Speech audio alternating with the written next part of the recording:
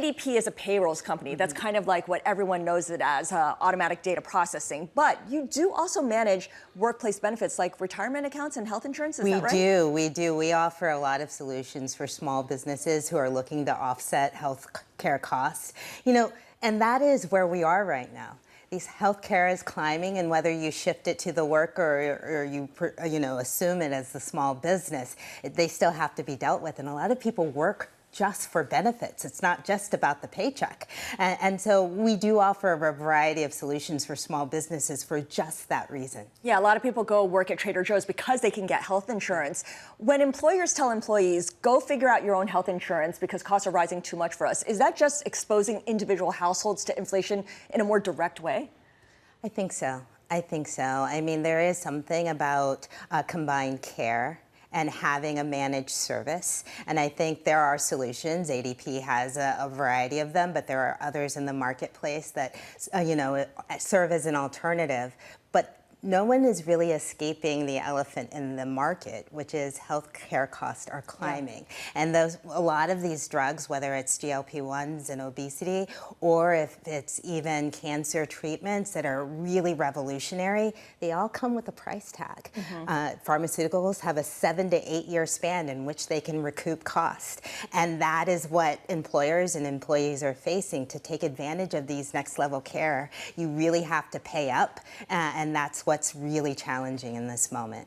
Also challenging is the overall affordability picture. Consumers say that they're feeling lousy. We know that they're seeking value. Walmart, McDonald's have certainly benefited from that. But there is new data showing a rise in fast food restaurant bankruptcies, including some Popeye and Subway franchisees. How do you read into this kind of development?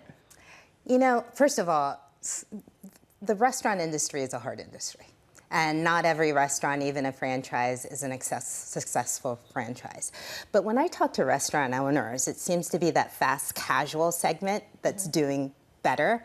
But one of the things that surprised me when I talked to these real restaurant conglomerates at the fast food level is that they're really concerned about affordable housing.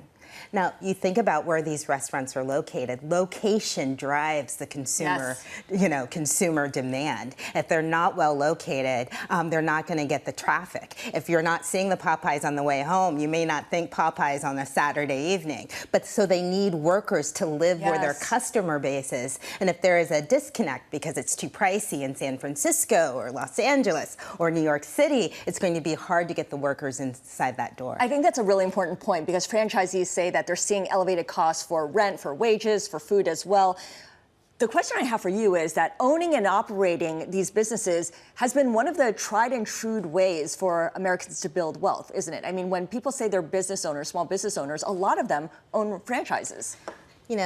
Historically, there's only been 2 real ways to create wealth in the United States.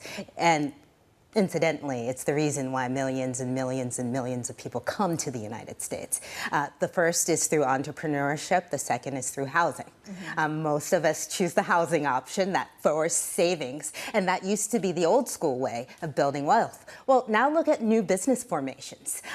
They have not receded. They have stepped up since the pandemic. They keep growing. AI has enabled a lot of small businesses. I think the silver economy and the aging workforce and now taking that talent and opening a business is part of it. Yeah. And so, yes, having that small business is a way of wealth creation, and we're seeing it becoming more popular, maybe tapping into some of that home equity for boomers who have it. Absolutely. For those who do get a paycheck and have to get a W-2, inflation is proving to be pretty sticky, and a lot of people get wage increases, jump condition wage increases by changing jobs.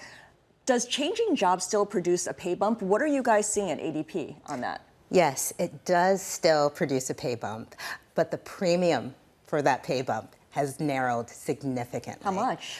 We're looking at about 2% between switching and just changing for the average worker. Now, it matters a lot what kind of industry you're in. If you're a construction worker, expect almost 14% increase from your old job to your new job. Really? If you're in retail or leisure and hospitality, the restaurant business that we were just talking about, you'll actually see negative earnings for the typical worker, negative growth from switching jobs, because that is an industry that rewards loyalty and service over fast switching. So it really depends where you are. Older workers don't switch jobs as much, and this is really an important issue, because if you look at the cumulative inflation that we've seen over the last 5 years, my colleagues at ADP Research and University of Chicago just put out a paper on this last week. 47% of Americans, according to our research, saw real wage declines over the last 4 years because of inflation. So this is why consumer sentiment is dismal. Yeah, people's salaries are just not. So you may have gotten that raise, that 3% raise that most companies give, but it's not enough to compete with 7% inflation, even as inflation was lowered through those subsequent years. Those are people who work at companies and are on the payroll. What about independent contractors? What can you tell us about the wage trends for these folks? I mean, is that captured in the same way? You know, yeah, well, at ADP, we see everybody. And we also see single-person proprietorships. And so what's happening with the contractor, what the vendor said, is that they're building in their contracts. So unlike workers, they can say, hey, please put in a 3%, 6%. I actually have seen a 7% in the heart of our inflation peak, where contractors were asking for multi-year increases based on inflation. So contractors, the savvy ones, have been able to index their wages to inflation in a way that no worker would be able to do in a regular contract. Okay, so employees should be taking their cues from these contractors and these construction workers who seem to see outsized wage gains. Sorry, we have to go back to our previous conversation. Those jobs come without health benefits by and large. So before we wrap up our conversation, Nela, we always ask our guests here on Bloomberg Money how you approach managing your personal finance. Are you kind of a set it and forget it investor, or are you making adjustments on a regular basis, a quarterly basis or annual basis? How do you think about it? I do both. I'm a big believer in dollar cost averaging, and this is where the housing moment is important. The importance of housing was not just the house and the appreciation, it was the fixed savings, the discipline of putting the same amount of money into equity eventually every single month. Well, even if you don't have a house, you can have that same discipline in the market, and that's called dollar cost averaging, where you're putting in a fixed amount of money into the market, whether it's an ETF or some other broad-based equity and bond portfolio every single month. And I'm going to speak an old book. It's not timing the market, it's time in the market. Yeah. So if you can do that at a younger age, you can build wealth over time. But you know what? I'm all about selective bets. And we've seen some startups that are really appetizing in terms of an investor portfolio, especially if you're young enough to see it pay off.